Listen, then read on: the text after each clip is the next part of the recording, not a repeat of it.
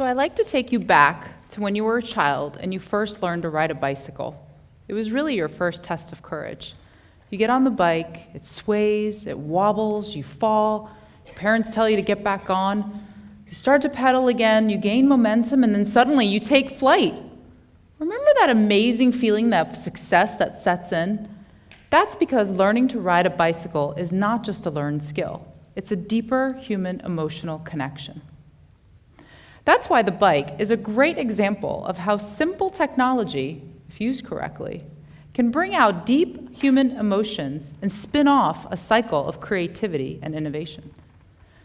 The challenge we have today is here's what we've done to technology. I call this the iBike. We've taken it to such an extreme that we're starting to disconnect from the very thing that created technology, the cycle of innovation. You might think creating technology is actually complicated, but it's really quite simple. See, you take very passionate people, you connect them together, you inspire them, they get very creative, they fail a couple times, and they reinvent. It's really quite that simple. The challenge is, are we hitting the very thing which is connecting the passionate people and starting to disconnect? What's going to happen to all the creativity? So I'd like to tell you a little bit about my childhood. My family and I actually immigrated here from Iran during the war.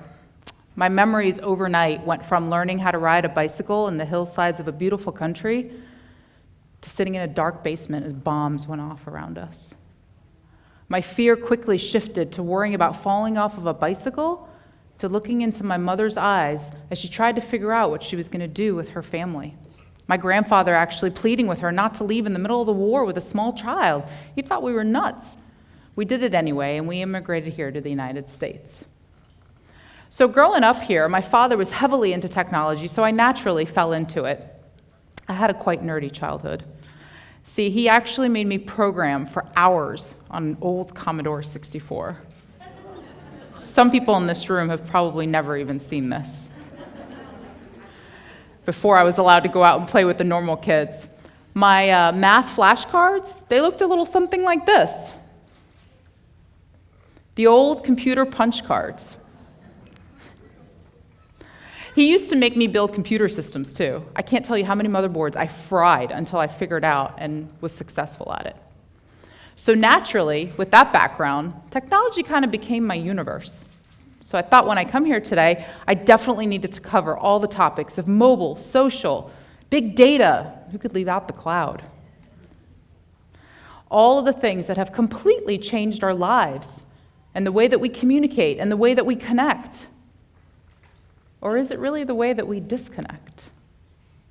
It's funny how our world has shifted to eat, pray, technology.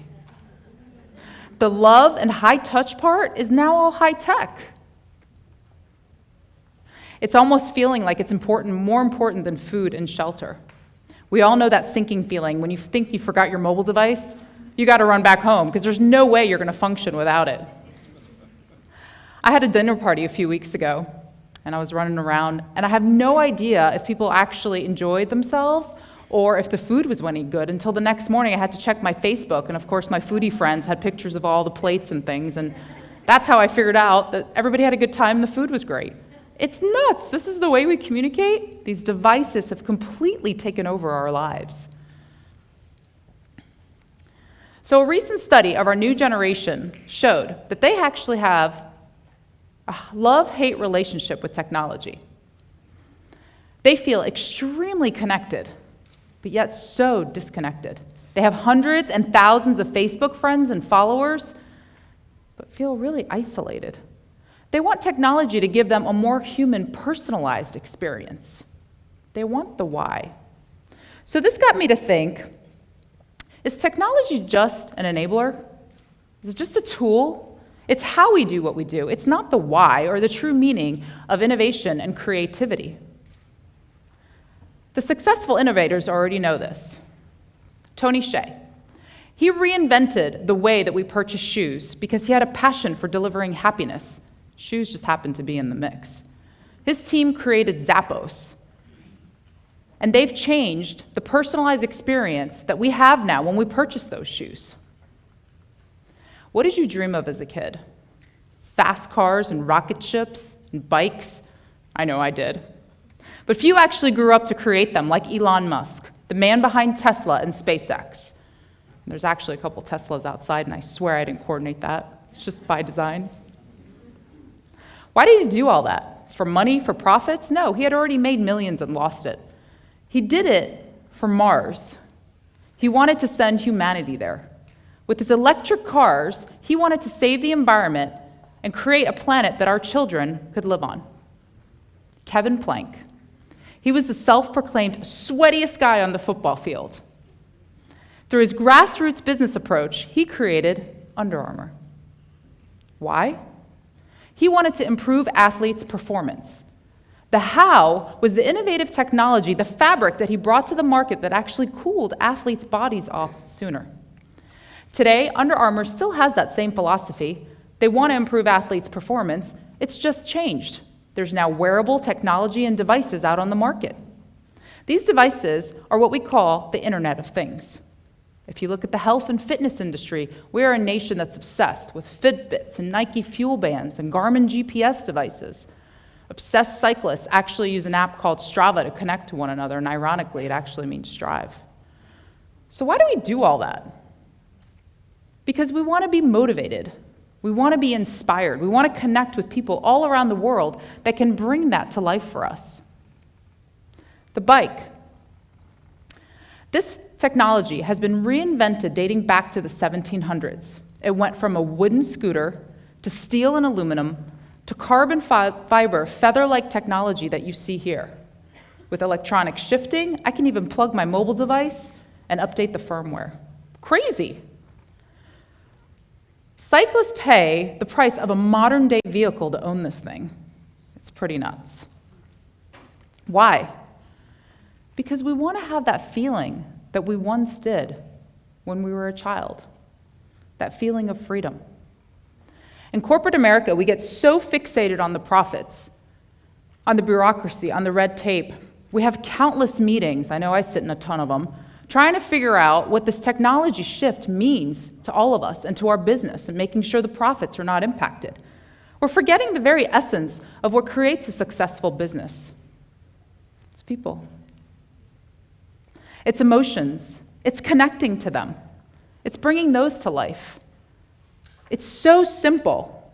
Inspire your employees to create amazing products and services that in turn inspire consumers to purchase them. It's really quite that simple. Imagine if we teach our children that technology is just a tool.